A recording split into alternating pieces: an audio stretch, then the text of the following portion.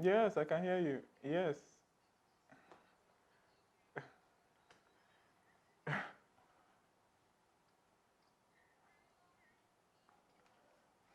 All right. I think this session is supposed to last for 20 minutes. A disclaimer, I'm also recording on my own end, right?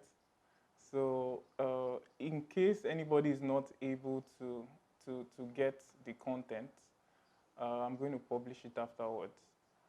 So normally people would not come into live videos probably with an extra camera. That already tells that I am in the content business as it is. My name is Emmanuel Okpala and I run a digital agency called Dizzy Digital.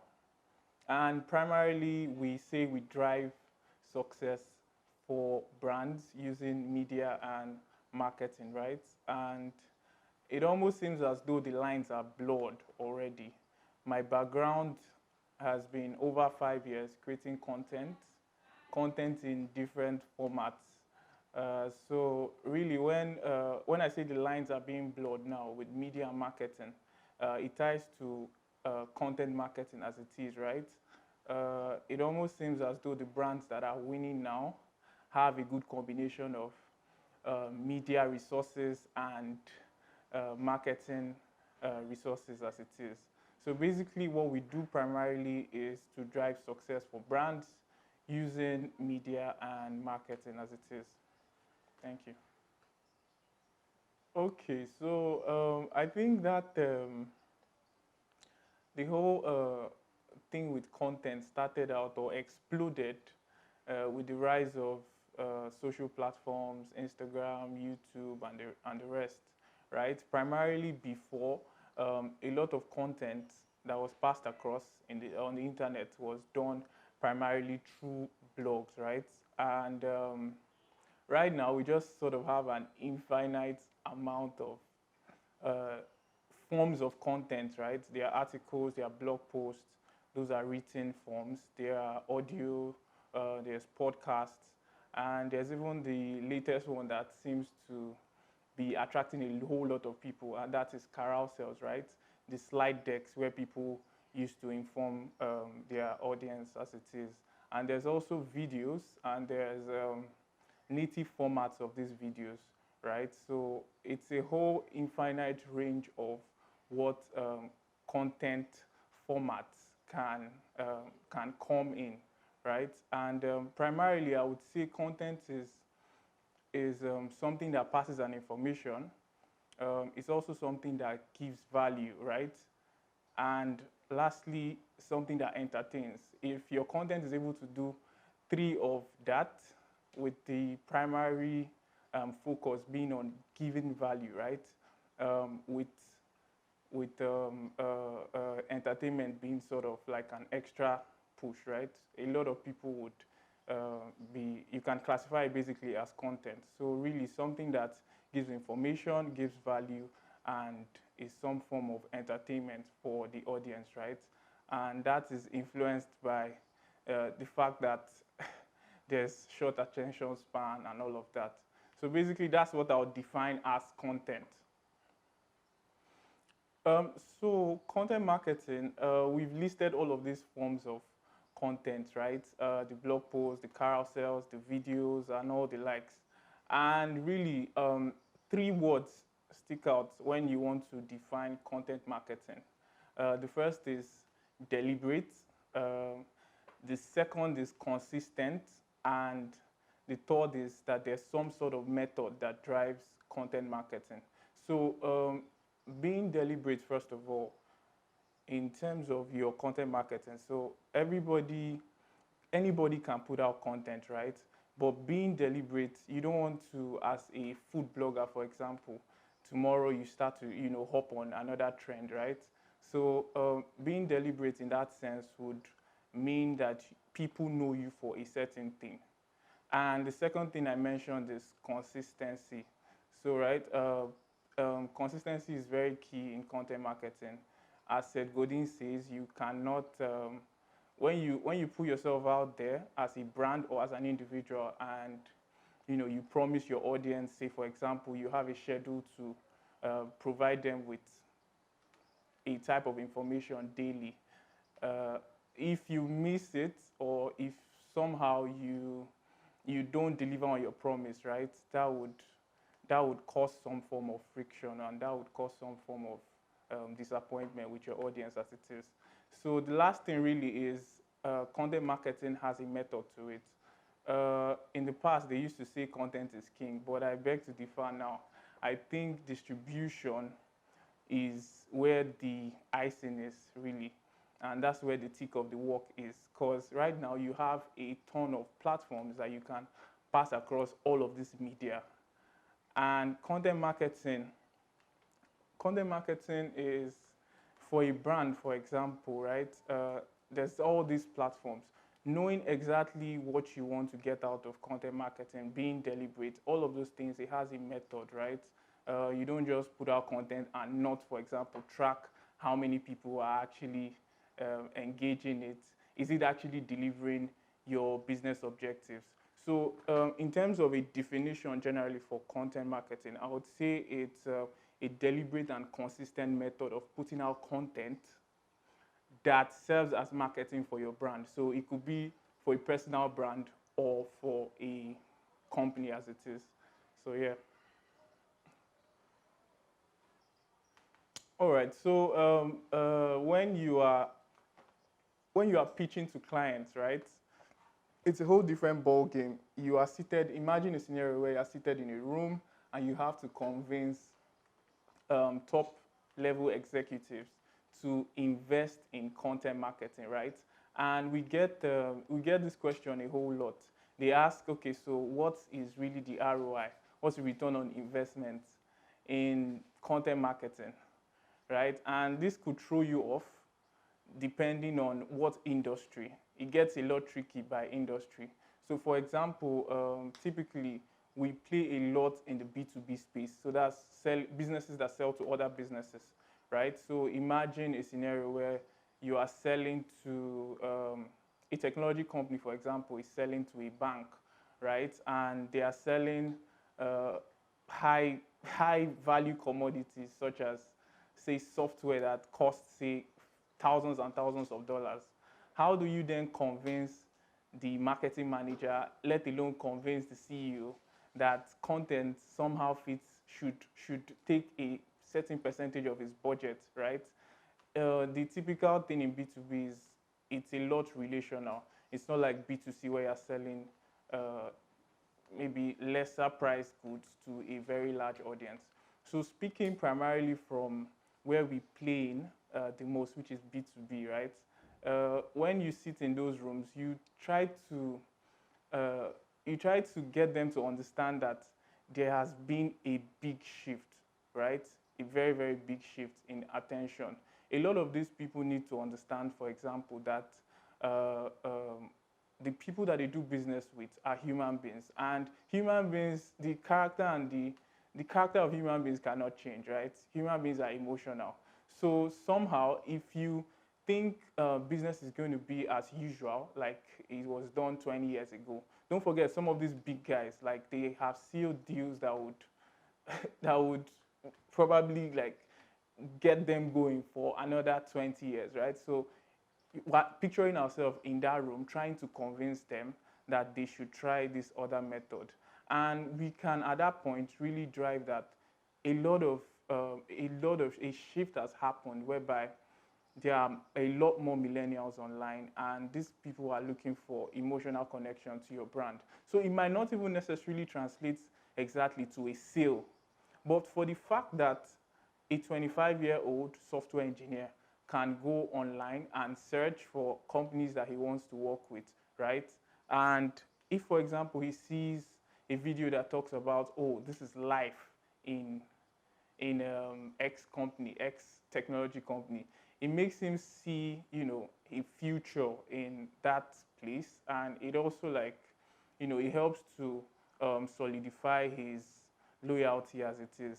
So really, when you are in a room and in a very worst case scenario, you are trying to sell content marketing to the likes of B2Bs, businesses that deal with businesses, and their sales volume is usually like really large, and their customer relationship is usually very more like one to one, right? It's not like you can just pull up a sponsored ad that you're selling a banking software, for example, for $1 million, and people buy it off the internet, right? It doesn't work that way.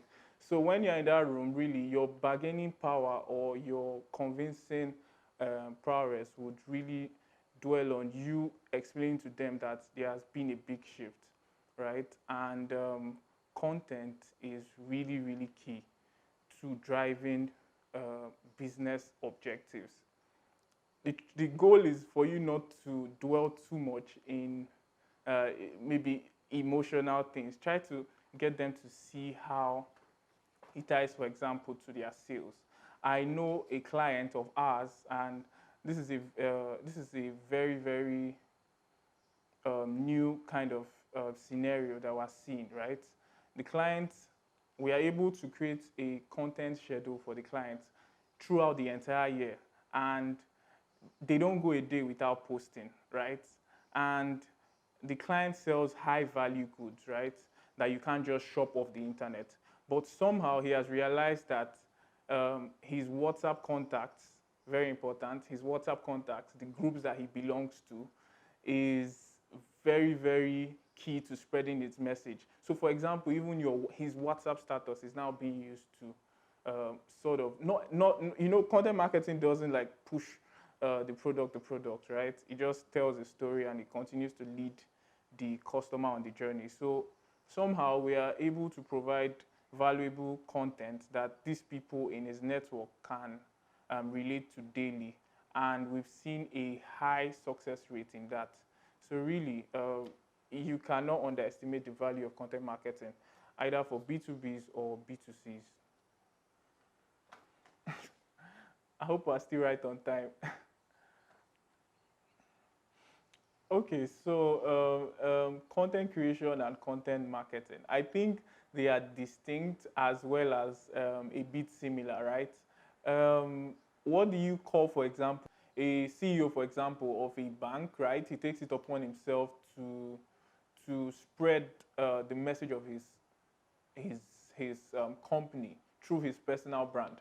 At that point, really, he's a content creator and he's also a marketer. And I think that is a trend that we're seeing with successful content marketers as it is, right? Arguably one of the um, biggest ambassadors for content marketing is Gary Vaynerchuk, and clearly, in that case, he's a content marketer and a content creator. So the I think I would push for a synergy where you are able to create and also able to distribute, or also able to market, right? And like I said earlier, the detail or the icing on the cake is really understanding that other part, which is the marketing, right? And yeah, pretty much. Yeah, so I would say Vayner Media clearly, because they have the best combination of a personal brand in the person of the CEO, actively marketing the brand, and they also are doing a very good job, marketing themselves as a brand. And I would say LinkedIn too as an international brand.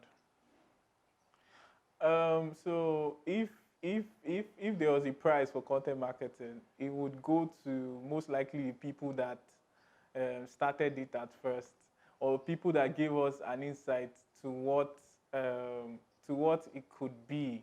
And in that light, I would say Airtel. Airtel, they did quite well in showing people another form of marketing, right? In their industry, in the telecoms industry, it was mostly, advertising, right? But they came with, they were bold enough to try to experiment with. And I believe a lot of people are, a lot of their audience are able to connect because the stories they are telling through their platforms resonate with pretty much their target audience. Yeah. I think it's very evident what we've seen with this entire pandemic, right? People are not able to do things the way they used to do it. Um, I would, I don't really subscribe to people saying things are going to change entirely. I think the change that we already see now has been something that has been in the works for as long as, say, the last decade, right? And what we are just seeing really is an aggressive push to what the new normal is. So I'll give you an example to illustrate or to answer the question. Previously, um, a, a friend of mine who is a sales associate for a company, right? He would usually go to demo his products physically to his clients. And I remember asking him, like, do you necessarily have to go and demo these products? And these products are sold for retail. They are not top of the shelf items. They are more like very high consumer goods. So ranging from like $2K above. So it's something that you would, have to do some extensive after sales service and all that. But still, right? I used to ask him, like, how must you necessarily go to your client's place? And he said, look, that's the only way we can sell this product, which I find funny, right? Because like a client of ours that is leveraging content marketing is able to sell even more high commodity goods and services via content marketing, right? And prior to the pandemic, he was very reluctant, right? And funny enough, he is now coming back to ask me, look, how do we go about selling now in a pandemic as it is? Because the physical interaction that he relied on is not going to serve him now.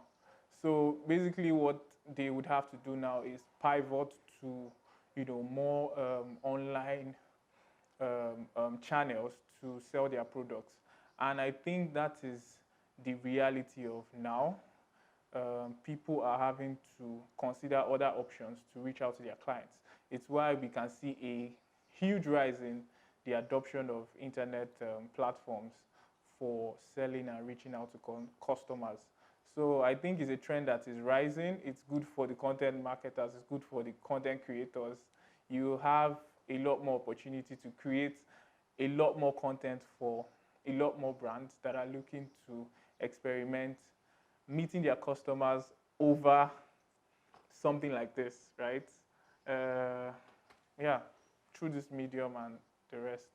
Okay, so the advice would be for that person and me too, right?